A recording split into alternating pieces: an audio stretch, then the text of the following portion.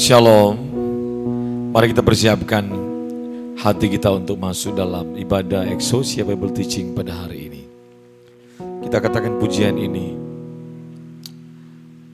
Saya mau iring Tuhan sepanjang hariku. Katakan sama-sama pujian ini. Ya Bapa, saya mau iring Tuhan sepanjang hariku, walau berat dan sukar jalanmu. Hidup yang kau jalani menyukakan hati Bapa, rinduku menghidupinya. Tuhan, ajarku setia seperti dirimu, taat Bapa sampai di salibmu. Selama di dunia lakukan kehendak Bapa, menyelesaikan rencana Bapa. Katakan sekali lagi, saya mau iring Tuhan. Saya mau iring Tuhan sepanjang hariku, walau berat dan sukar jalanmu. Hidup yang kau jalani menyukakan hati Bapa, rinduku menghidupinya. Tuhan, ajarku setia seperti dirimu, taat Bapa sampai di salibmu. Selama di dunia lakukan kehendak Bapa, menyelesaikan rencana Bapa. Tuhan, ku memilihmu, mengikut jejakmu, menjadi kesukaan Bapa. Jumpa Tuhan nanti, muka dengan muka, kepadamu ku tetap setia. Katakan sama-sama, Tuhan, ku memilihmu, mengikut jejakmu, menjadi kesukaan Bapa. Berjumpa Tuhan nanti, muka dengan muka, kepadamu ku tetap setia. Kepadamu ku tetap setia. Kepadamu ku tetap setia. Ini janji kami kepadamu, kami mau tetap setia. Tetap setia kepadamu Bapa, sampai akhir nafas kami. Tetap setia melakukan kehendak-Mu, menyelesaikan pekerjaan-Mu, melayani-Mu sampai akhir nafas kami. Ya Allah, Elohim Yahweh, Allah Maha Suci, Allah Maha Kudus, penebus dosa kami, pemilik hidup kami, Allah penyelamat kami, ya Bapa kami berhutang kehidupan,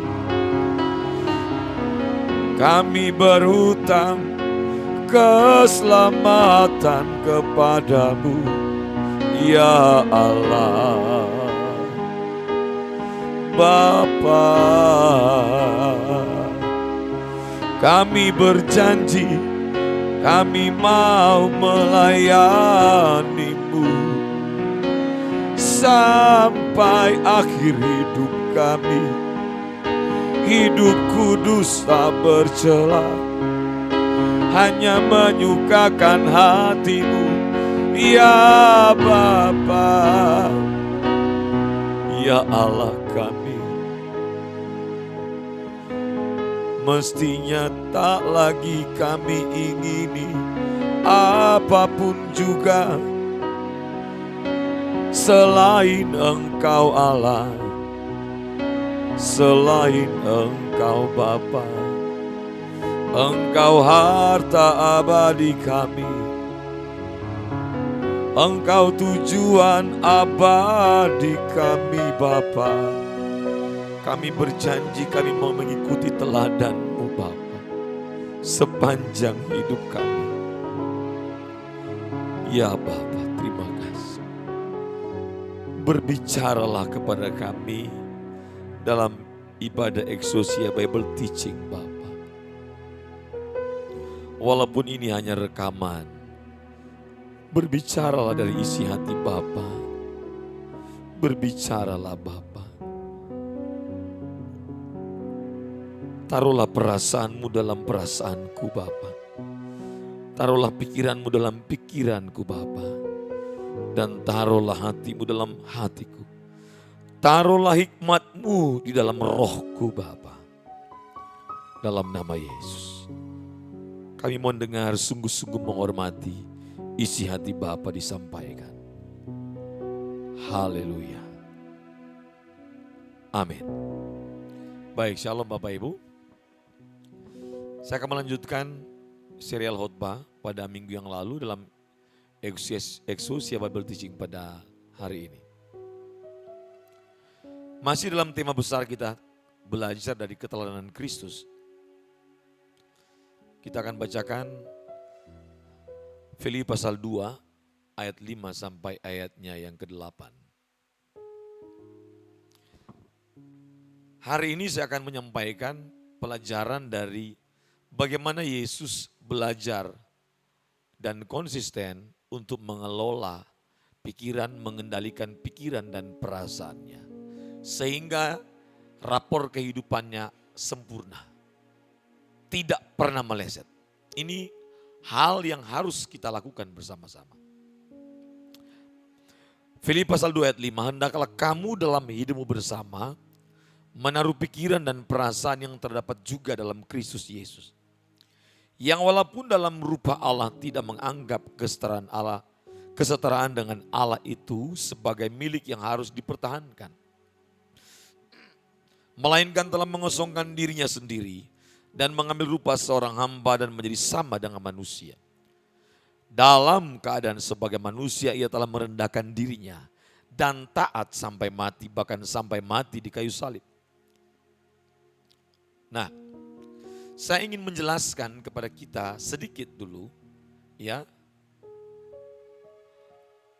apa arti mengenakan pikiran dan perasaan Kristus. Dan dari sini kita akan belajar dari apa yang telah dikerjakan Yesus.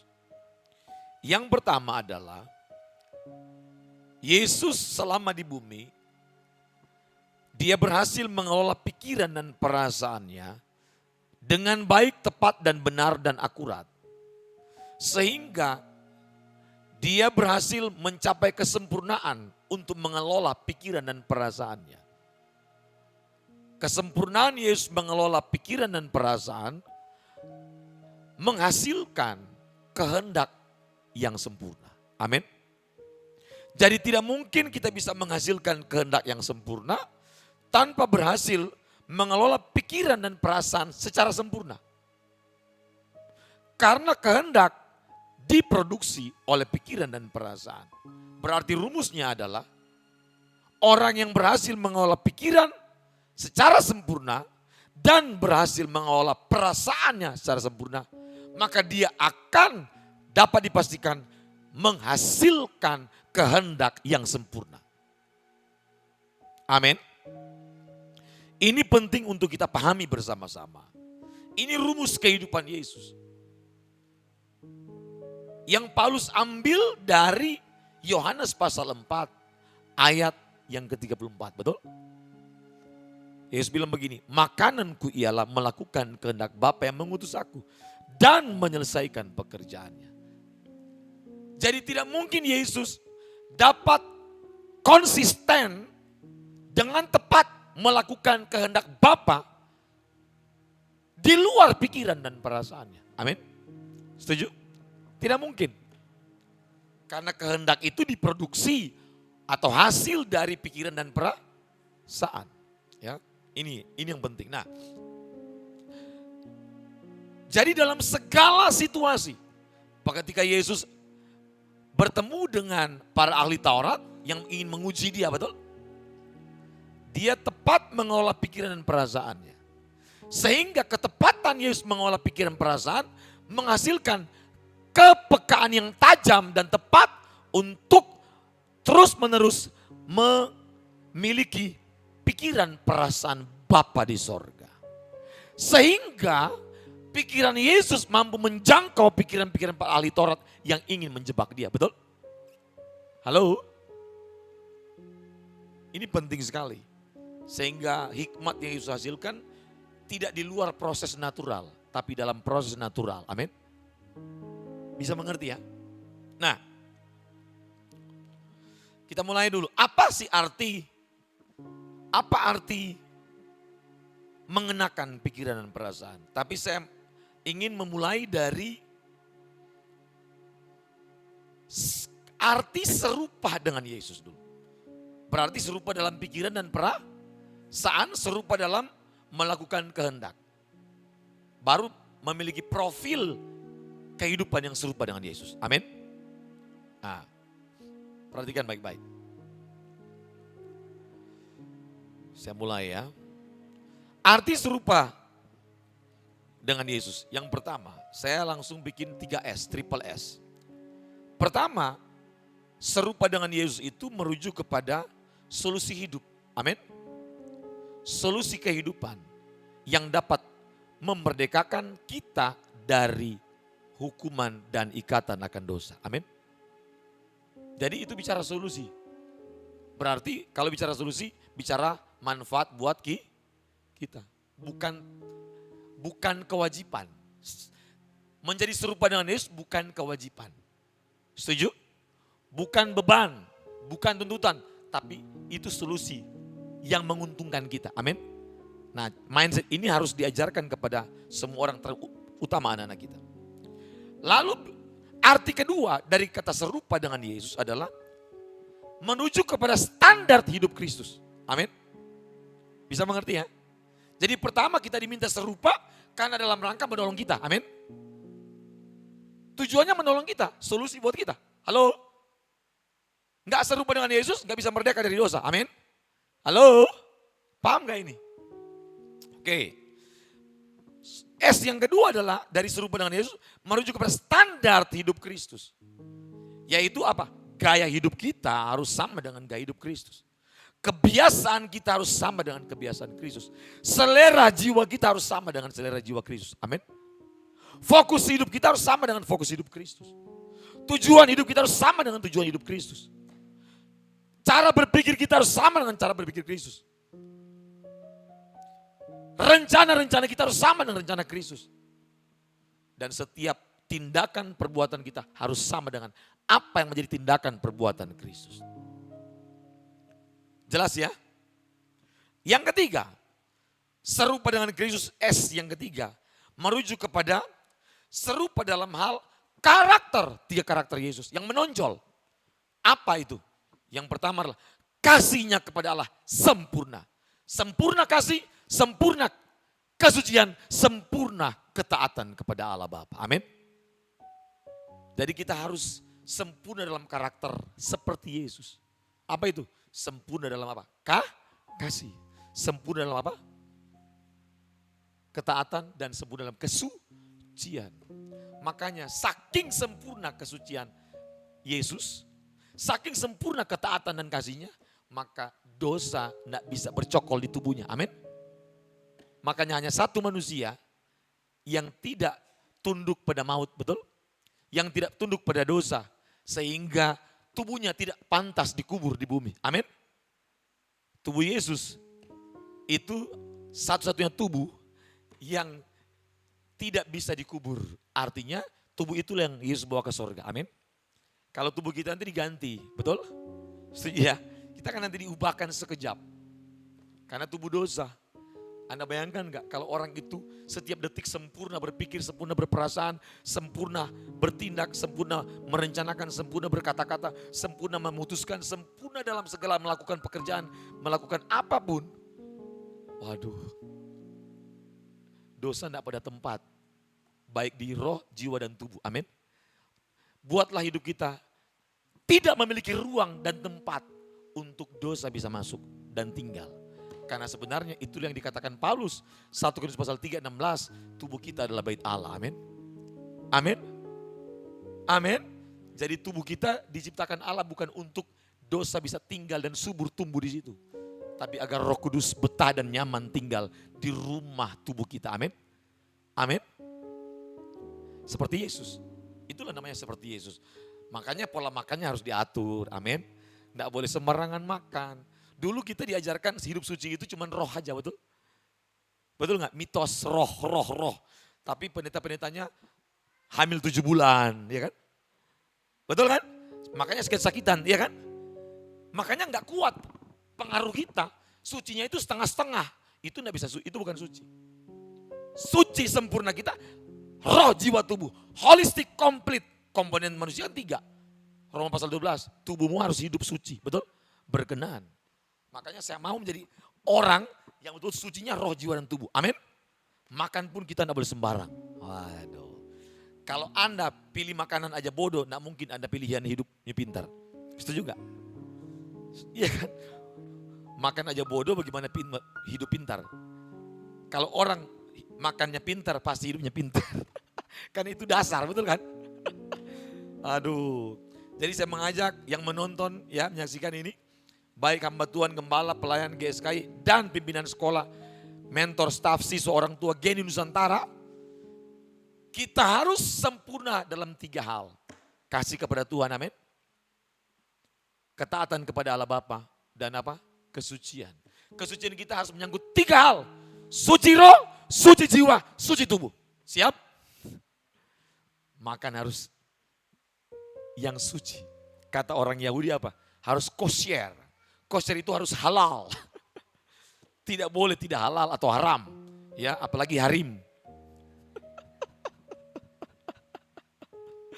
Nah, arti kata mengenakan pikiran dan perasaan. Arti mengenakan. Yang pertama adalah orang yang berada dalam Kristus, ini prinsip dasarnya. Adalah orang yang siap mengikuti proses untuk mengenakan pikiran dan perasaan Kristus. Setuju?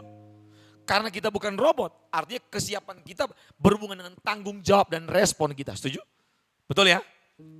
Nggak bisa di-remote oleh Roh Kudus. Kita nggak bisa dikontrol oleh Roh Kudus, nggak bisa. Kita yang menyerahkan hak kehendak kita. Setuju? Hak kepemilikan kita untuk dipimpin Roh Kudus. Bukan Roh Kudus yang remote atau kontrol. Nggak, bukan begitu. Kata pikiran dan perasaan dalam Filipi pasal 2 ayat 5. Dalam teks aslinya itu bukan kata benda. Bukan. Tetapi bentuk perintah atau imperatif. Yaitu phronesto. Dalam bahasa Yunani phronesto. Apa arti kata phronesto? Nah, dalam bahasa Yunani kata ini memiliki kasus imperatif present, passive third person singular dari akar kata phroneo. Perhatikan baik-baik ini. Kalau diterjemahkan bebas atau sederhana yang aplikatif dalam kehidupan sehari-hari, bunyinya begini, Filipi pasal 2 tadi itu, ayat 5. Berpikirlah atau bersikaplah seperti Yesus. Berarti pilihan, keputusan, tanggung jawab kita. Setuju? Setuju? Paham gak ini? Ya. Berpikirlah atau bersikaplah seperti Yesus Kristus. Berarti itu diserahkan tanggung jawab kepada kita, betul? Paham? Dalam kesadaran kita memilih untuk bersikap, berpikir seperti Yesus. Wah, luar biasa itu. Jadi ayat firman Tuhan ini memerintahkan kepada kita bahwa kita harus berpikir atau bersikap sesuai dengan kehendaknya. Amin. Jelas ya. Artinya kita yang harus menggerakkan atau mengarahkan pikiran kita, mengarahkan perasaan kita, dan mengarahkan kehendak kita, dan menetapkan sikap yang kuat, dan memiliki dasar pada kebenaran, dan diarahkan kepada tujuan yang benar. Amin. Kita yang mengarahkan, kita yang menggerakkan pikiran perasaan. Bukan orang lain atau siapa di luar diri kita. Enggak begitu. Salah tafsiran yang selama ini dipikir kita digerakkan sama pribadi lain, roh lain. No, bukan itu. Kita yang menggerakkan oleh karena kesadaran yang kita hasilkan melalui apa? Kita menyerahkan hak kepemilikan kita kepada Tuhan melalui Roh Kudus, sehingga Roh Kudus menerangi mata pikiran kita, sehingga kita dituntun oleh Roh Kudus. Amin. Paham gak ini? Harus jelas ya, harus clear ya. Nggak boleh salah, nanti kita kalau salah, kita ini menganggap kita itu di remote, dikontrol sama Roh Kudus, ya kan? Bukan begitu. Ya, semua itu keputusan kita. Makanya supaya keputusan kita benar, pikiran perasaan kita harus dari Yesus. Amin. Nah itu ya, supaya benar. Nah lalu berikutnya. Arti yang lain adalah kita sendiri yang menggerakkan pikiran kita. Kita sendiri yang mengontrol dan mengendalikan pikiran kita. Kita sendiri yang mengontrol perasaan kita. Kita sendiri yang menggerakkan perasaan kita. Kita sendiri juga yang mengarahkan pikiran dan perasaan kita. Kita sendiri. Ya. Kita sendiri juga yang menentukan sikap kita. Kita sendiri yang memutuskan kita mau bertindak apa. Kita sendiri. Ya, jelas ya. Itu sebabnya kita perlu menentukan arah pikiran kita mau kemana. Arah perasaan kita mau kemana. Nah, tidak mungkin arah pikiran perasaan kita tepat arahnya kepada pikiran perasaan Kristus jika kita tidak mengkonsumsi firman Tuhan setiap hari, amin. Tidak mungkin. Gak mungkin. Makanya harus dengar Truth ID setiap hari, amin. Dengar Exosia punya YouTube seminggu 2 kali. Dengar terus. Ya. Untuk mengkonsumsi pikiran-pikiran Kristus, mengkonsumsi perasaan Kristus. Dan ingat baik-baik, hukumnya adalah begini. Allah kita suci, maha suci, amin. Dia maha kudus. Maka Allah hanya akan mempercayakan pikiran perasaannya yang maha kudus dan maha mulia, maha agung kepada orang-orang yang pikiran dan perasaannya suci setiap saat. Amin. Amin. Yang tidak suci tidak mungkin dipercayakan. Allah maha mulia, dia maha suci, maha kudus. Makanya terus berjuang untuk hidup meneladani seperti kehidupan Kristus. Konsisten, tekun, selalu tepat untuk mengelola pikiran dan perasaannya diarahkan kepada menyukakan hati Bapa. Amin. Amin.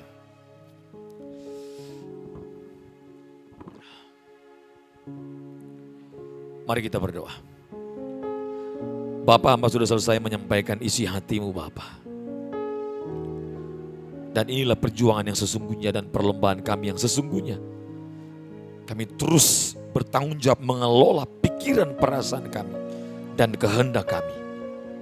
Agar semua yang kami pikirkan, yang kami rasakan, yang kami kehendaki, yang kami lakukan, kami katakan, dan kami putuskan, dan kami kerjakan, semuanya tepat diarahkan kepada hati Bapa di sorga, sehingga Bapa disenangkan dengan apa yang kami lakukan. Bapa menikmati setiap pikiran perasaan kami dan kehendak kami dan setiap perbuatan kami. Hidup kami menjadi kesukaan bagi hati Bapa di surga. Hidup kami menjadi serupa dengan Kristus Yesus karena kami meneladani kehidupan Yesus Kristus Tuhan kami. Terima kasih Bapa. Berkati semua yang telah mengikuti Exousia Bible Teaching.